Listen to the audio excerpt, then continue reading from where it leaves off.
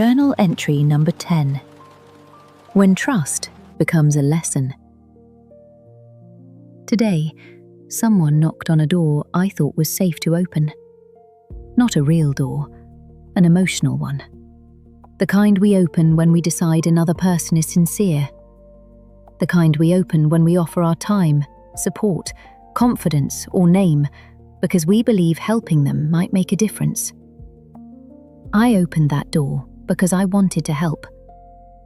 Now I'm standing inside the silence that follows betrayal, trying to understand what was actually damaged. It is not only the plan that may have been disturbed, the confidence that may have been mishandled, or the reputation that may have been placed at risk. It is also the part of me that believed this person would not do that. That may be the most painful part of broken trust. The event happens once, but the mind returns to the doorway again and again. Was I careless? Did I ignore something? Did I see what I wanted to see? Was my desire to help stronger than my willingness to notice who I was helping? Then a harder question appeared. Why should I bother helping anyone? Why make myself vulnerable when distance would be safer? Why offer support when kindness can be used as an opportunity to cause harm? I wish I had a clean answer. I do not. Part of me wants to become colder, not cruel, just unreachable. There is comfort in imagining a life where no one receives enough access to disappoint us. But that safety has a price. A locked door keeps betrayal outside. It also keeps connection outside. So I've been trying to separate two things I may have confused. Helping someone and trusting someone are not the same act. Researchers Roger Mayer, James Davis, and David Schoorman described trust as a willingness to become vulnerable to another person. That definition feels more real to me now. Trust is not simply thinking that someone is nice. It is allowing their choices to affect something that matters to us. When we trust, we give another person access to something they could damage. Our time, our plans, our confidence, our reputation. Sometimes, the quiet belief that they would never deliberately hurt us. Trust matters precisely because damage is possible. Without vulnerability, there is no trust. There is only distance, control, or certainty. The researchers suggested that we judge trustworthiness through three qualities: ability, benevolence, and integrity. Can this person do what they are expected to do? Do they care about more than their own interests? Do their actions follow principles we can respect? I think I saw enough ability to believe in the person. Perhaps I wanted to see benevolence because I was offering benevolence myself. And perhaps I assumed integrity where it had not yet been demonstrated. That is uncomfortable to admit. Sometimes we treat our own good intentions as evidence of another person's character. We act sincerely, so we expect sincerity in return. But our character cannot guarantee theirs. Our generosity cannot manufacture integrity inside another person. Our willingness to see potential does not turn potential into proof. I keep returning to the question, why bother? Maybe because helping is not only a judgment about the person receiving it. It is also an expression of the person we are trying to become. I helped because I did not want to become someone who sees need and automatically turns away. I helped because people sometimes grow when someone believes in them between there is much evidence. But that does not mean every person deserves unlimited access. A person may deserve assistance without deserving my complete trust. They may deserve one opportunity without receiving the keys to every room. This tasting sounds obvious on a page. It is much harder when we're emotionally involved. When I help someone, I rarely offer only a practical thing. I also invest hope and become attached to what they might do with the opportunity. When their behavior contradicts that imagined future, I defend the possibility instead of accepting the evidence. Maybe they were under pressure. Maybe they misunderstood. Maybe one more conversation will describe everything. Some questioning may be true. People make mistakes. People can repair damage. But explanations do not erase patterns. Compassion should help us understand behavior. It should not force us to pretend the behavior did not happen.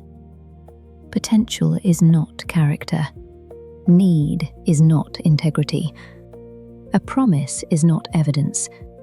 And helping someone is not a contract requiring me to ignore what they reveal afterward.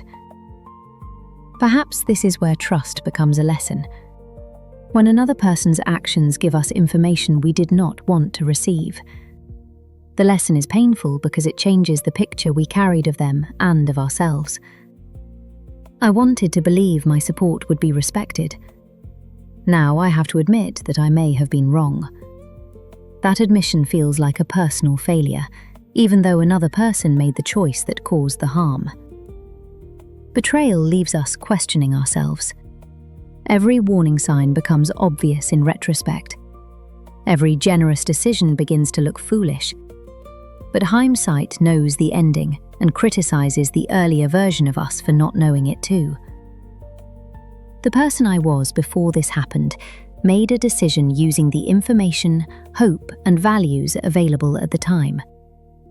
Perhaps I moved too quickly. Perhaps I allowed my desire to help to overrule caution. Those are lessons worth keeping.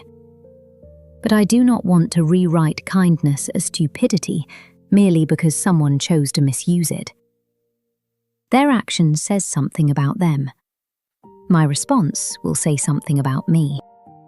I do not think the answer is immediate forgiveness followed by restored access. Forgiveness and trust are not identical. Forgiveness may release us from carrying the injury every day. Trust is rebuilt through consistent evidence. I can let go of revenge without returning the key. I can understand why someone acted as they did and still decide they are no longer safe to rely on. A boundary is not necessarily punishment. Sometimes it is simply an accurate response to new information. Before, I believed the door could remain open. Now I know that access must be reconsidered. That is not bitterness. That is learning. The difficult part is finding the line between discernment and fear. Discernment says, pay attention to actions. Fear says, no one can ever be trusted. Discernment changes the lock when necessary. Fear burns down the entire house. I do not want to burn down the house. I still want to help people, but perhaps I need a better process for opening the door. Trust does not have to be given all at once. It can be offered in layers. A small responsibility before a large one, and a promise observed over time before confidence is fully placed. Words may begin the conversation. Patterns should decide the access. Trust will always involve uncertainty. But there is a difference between accepting unavoidable risk and ignoring avoidable warning signs. Maybe maturity is not becoming impossible to hurt. Maybe it is learning what kind of vulnerability a relationship has earned. When we help someone, we often hope for something in return, even if we never say it aloud. Not money, not praise. Sometimes we only expect basic loyalty, honesty, and respect. Yet another person remains free to violate that expectation.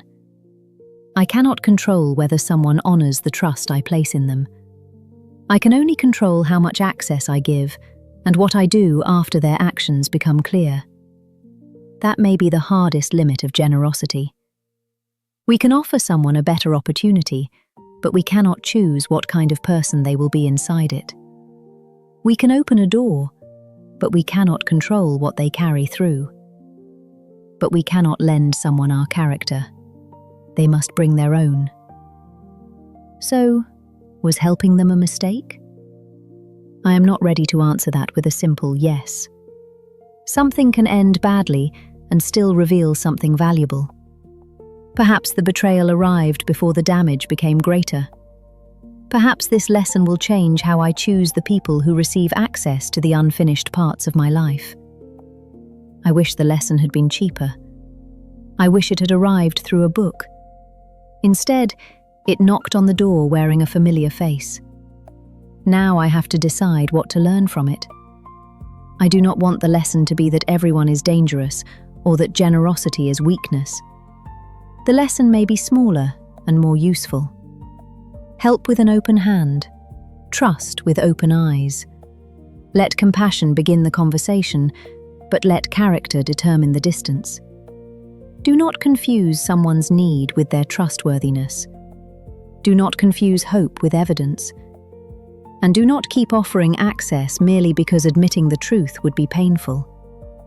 I helped because that is the kind of person I wanted to be. What they did with that help belongs to them. What I learn from it belongs to me. Trusting them may have been a mistake. Being capable of trust was not. The greater mistake would be seeing what their actions have revealed and continuing as though I had learned nothing. I can remain generous without remaining available to everyone. I can forgive without restoring the old relationship. I can care from a distance. I can wish someone well and still decide that their next knock will not open the same door. Perhaps trust becomes wisdom only after it survives disappointment. Not because we learn to trust no one, but because we finally understand that kindness and access are different gifts. One may be offered freely, the other must be earned. Until the next page, stay curious.